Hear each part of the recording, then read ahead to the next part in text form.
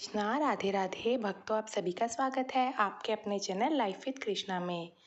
तो आइए आज की वीडियो में हम जानते हैं देवशयनी एकादशी कब है और क्या है इसकी पूजा की सरल विधि।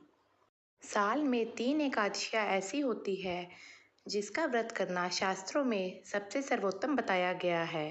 पहली निर्जला एकादशी जो अभी अभी गई है, दूसरी देवउठनी एकादशी और तीसरी देवशयनी एकादशी। ये तीनों ही एकादशियाँ साल की सबसे बड़ी एकादशियों में आती है। वैसे तो हमें साल की सभी एकादशियाँ रखनी चाहिए, परंतु यदि किसी कारण से ऐसा संभव ना हो पाए तो हमें ये 3 एकादशियाँ तो ज़रूर ही करनी चाहिए।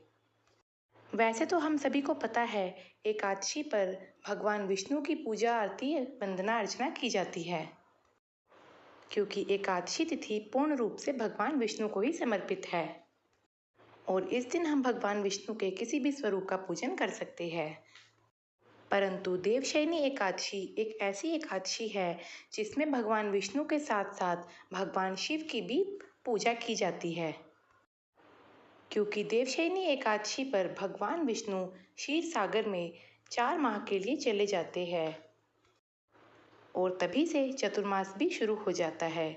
लेकिन उस समय धरती का सारा कार्यभार भगवान शिव संभालते हैं, तो इसी कारण से भगवान विष्णु के साथ भगवान शिव की भी पूजा हमें देवशयनी एकादशी पर करनी चाहिए।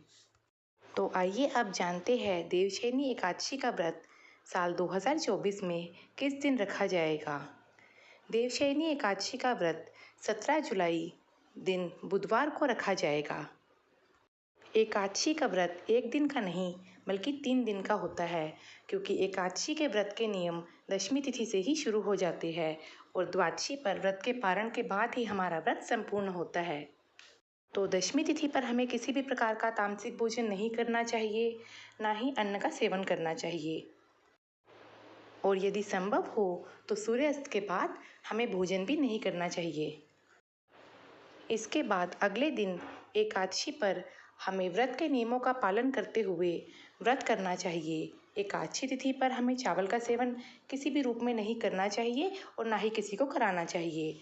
हमें स्नान आदि के बाद पीले वस्त्र पहनने चाहिए, लड्डू गोपाल जी को पीले वस्त्रों से श्रृंगार करना चाहिए, पंचामृत स्नान कराना होता है और पूरे दिन किसी की निंदा चुगली नहीं करनी होती है।